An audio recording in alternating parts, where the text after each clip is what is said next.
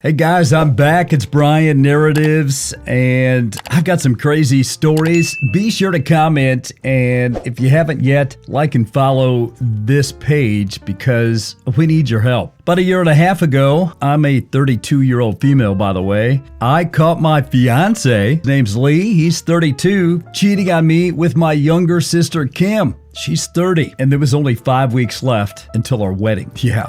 Now, I accidentally walked in on them doing the deed, and I broke up with him on the spot, rather harshly.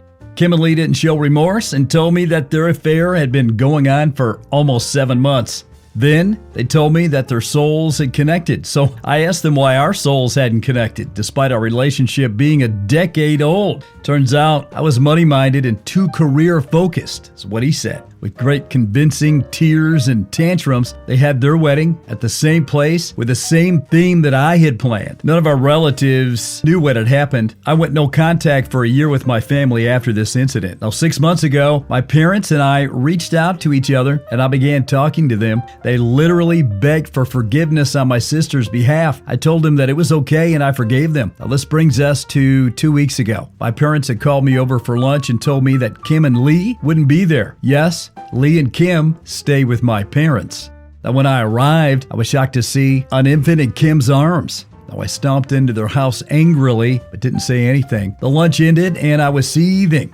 I was absolutely seething. It was extremely awkward, to say the least. God knows where my ex was during the lunch. Like newborn, introverted baby giraffe awkward, right? The final straw was my mom telling me to hold my nephew. I told him really rudely that I didn't want to hold the baby that was indirectly born out of infidelity. My sister broke down in angry tears and accused me of hating her baby. I told my parents that whatever they had orchestrated was extremely cheap of them, and they told me they were tired and lonely for not seeing their daughters together and having bad blood. Now, I told them that Kim had decided to create bad blood when she decided to cheat with my fiancé. And I also told them that it was either me or her, and rubbed salt into their wounds by saying that if they chose me, I'd be too money-minded and would never have them a grandbaby. So I was met with silence. I thanked them sarcastically for the superb meal and told them to never expect to see or hear from me again as I stomped out. I heard them crying and felt extremely horrible because my parents never had favorites when we were growing up. They were supportive of both me and Kim, and we had a very nice bond, but I also don't want to deal with cheaters. My aunt and a cousin, whom I'm super close to, they know about this because I ended up crying to my cousin once, tell me to reconsider and just make sure my boundaries are strongly enforced and nothing more. So, am I the a-hole? I would love to know what you think.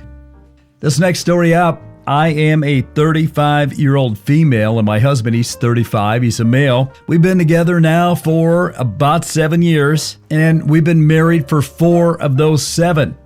Things have been a bit rocky since our 2 kids were born, but our oldest got diagnosed with autism earlier this year, which really threw a wrench in our lives. After a year and a half of speech therapy, I knew what was going on, but my husband denied it. Even after the official diagnosis, he just acted like it's not a big deal. He's been totally uninvolved in getting our son into therapy, appointments, For context, though, we both work full-time, but I also do everything else. Taking care of the kids, taking care of the house, taking care of the money, all the things, everything. Now, our schedules are pretty opposite, so on the weekends, I'm the one at home alone with both kids. Both are toddlers, so it's a lot, especially with my son. He is very destructive. He's hyper and nonverbal. So he stims vocally almost continuously during the day, extremely loud grunts and yells, and it's a lot, and I've been burnt out for a long time. Now, intimacy has been very low.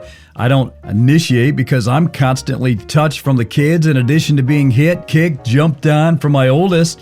Overall, the last few months, I could tell my husband was avoiding us. If he is home, he's either playing video games or sleeping because he's so tired all the time. He did go to the doctor, but there were no major issues. I didn't give him a hard time, and I tried to give him space because I knew he was having a hard time with our son's diagnosis. Now, the last couple of weeks, he's been going out at night. Again, I could have made it an issue, but I didn't. I just told him to be careful and not to spend too much money. Well, last night, we got into it. He pretended he had a date set up with another woman to get me upset, and I did. I was pretty cross, but got over it. Later, he started talking about a friend he knows that also has kids with autism, and he started saying he wished our son was normal. And I agreed. I mean, it's so difficult, and neither of us were prepared for it. Then he said, I'll give therapy a couple more months before I make my decision. And I asked him what that was referring to when he said, if I stay or not. He went on to tell me I don't initiate sex anymore, which is true, and he feels neglected and doesn't want to be the one to initiate it all the time. We've had the convo before, and I've told him I'm beyond exhausted and burnt out, and I need more help, and I need him to step up with the kids. Now, obviously, that fell on deaf ears, and it's still my fault. I never say no when he initiates it with me, even with zero foreplay and zero pleasure for myself.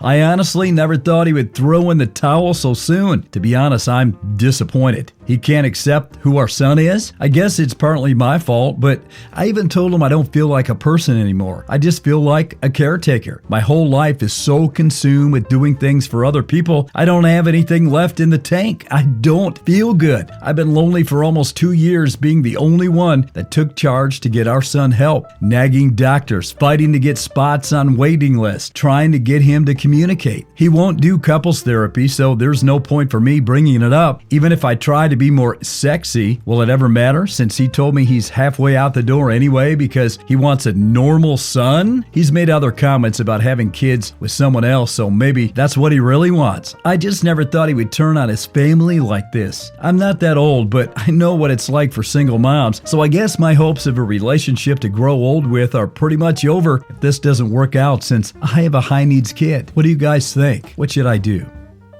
This next story up, guys, I'm a nurse practitioner, and I'm the primary care provider for a lot of low-risk maternity cases at the practice where I work. I also work hand in hand with the doctors and midwives to create a healthy maternity, birth, and postpartum situation. Now, my fiancé is completing a residency. We live together and have for a few years now. We aren't in any hurry to get married. We originally had plans to do so a couple of years ago, but then we got really busy for 2 years. It is driving my very religious parents crazy that their youngest son is living in sin. I don't really care. I mean, I'm an adult and I do what I want. We're getting married in June, so we're visiting my parents for Christmas. Now, the way it came together this year, everyone is at my parents' house. So that's my folks, my 3 siblings, myself, my fiance, and 7 grandchildren. 17 people all together. At dinner, my mom starts going on about how she is so glad that we're finally getting married and she won't be embarrassed at church anymore. And my dad says how proud he is of his 3 older kids who all either waited to get married before moving in together or got married right away after moving in together. My fiance was getting embarrassed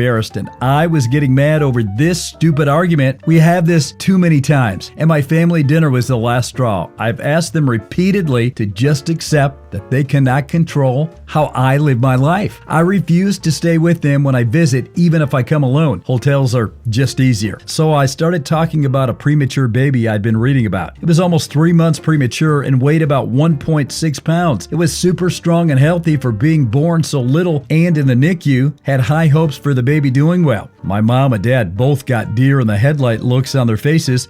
Too bad. Should not have messed around with my fiance's feelings, right? So I asked about my oldest brother. He was born almost 4 months premature. Is there a chance that we could check out the family album where we kept all the records of family births and stuff? I already know my brother was over 9 pounds and almost 23 inches long when he was born. My grandmother told me all about it the first time my parents tried to shame me. The subject gets changed very fast. Now, after supper, my parents told me that I should not try to embarrass them with private things that are not my concern. I told them that if I heard anything about my living arrangements ever again for the rest of my life, I would make sure to keep bringing up the fact that my mom was in her 2nd trimester when they got married. Now, my parents are mad at me for telling them how to behave in their own home, but my fiance is happy that they seem to be off the subject for good. So, am I the a-hole for bringing that up? Story number 4, guys. These are all good. This one is probably one of the best, so stick around for this and be sure to comment. Now, my brother-in-law Sammy lost his home shortly after his divorce about 10 months ago. His sister, my wife, and I have one daughter, Zoe. She's 16. and she and her cousin aren't close but get along fine.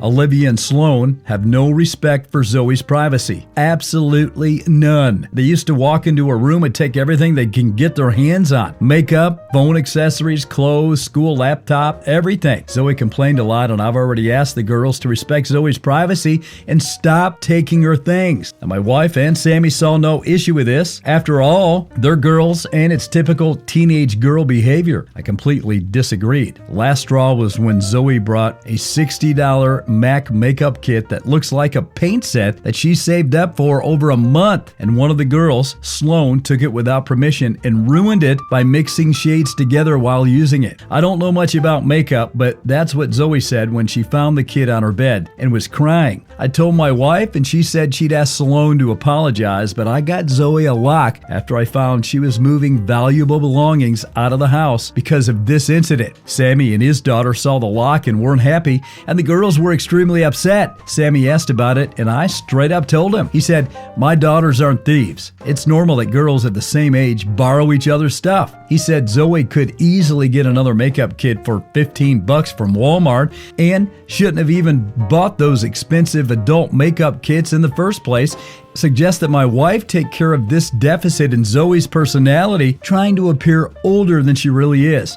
He accused me of being overprotective and babying Zoe with this level of enablement. I told him this is between me and my wife, but she shamed me for putting a lock on Zoe's door for her cousins to see and preventing them from spending time with her, saying I was supposed to treat them like daughters. Then demanded I remove the lock, but I said this lock does not get removed till her brother and his daughter are out of the house. She got mad, said I was implying we kicked them out, and said her family hates me for this. So I reminded her that I let Sammy and his family move in, something her own family refused to do, so she should start with shaming and blaming them for not taking their own son and nieces and granddaughters in. If it wasn't for her family's unwillingness to help, we wouldn't be dealing with this much disturbance at our house. Everyone's been giving me and Zoe the silent treatment, and my wife, she's still very much upset about this. All right, guys, the last story here. Stick around because this is probably the best one of them all. Be sure to comment. Let us know what you think. What's your opinion on these stories? Now, we had a family dinner this evening. My family is 4 kids in total. Me, my oldest sister, she's 29, my younger sister, 24, and my youngest brother, he's 22. Extended family attended our family dinner, so all of our significant others, our cousins, aunts, and uncles were there. Now, during the dinner, my elder sister and youngest brother got into a mild disagreement. Nothing really major. My sister seemed, at least to me, to be coming across as very aggressive out of frustration and losing the said argument. The two of them were too absorbed in their argument to realize the rest of us were getting a bit fed up. Eventually, my sister got really fed up and said, "Shut up!" I'm not going to argue with a 22-year-old virgin. My brother hadn't done any personal attacks up until that point. It was completely unprovoked. I think it might have been the alcohol, as my sister is a mean drunk anyway. I immediately told my sister to grow up and that she was making an embarrassment of herself. She replied by saying everyone knows he's a virgin and she didn't say anything wrong. This annoyed me as my bro definitely has confidence issues and doesn't need to be made fun of like this. So I responded by saying how she slept with well over 100 men while she was in college. And that, since everyone in the family knows this is not a big deal, right? Turns out her husband didn't know this. Amazingly, I genuinely assumed he must have known. He left the party angrily, saying my sister misled him about her past. Family is blaming me for their marital problems now.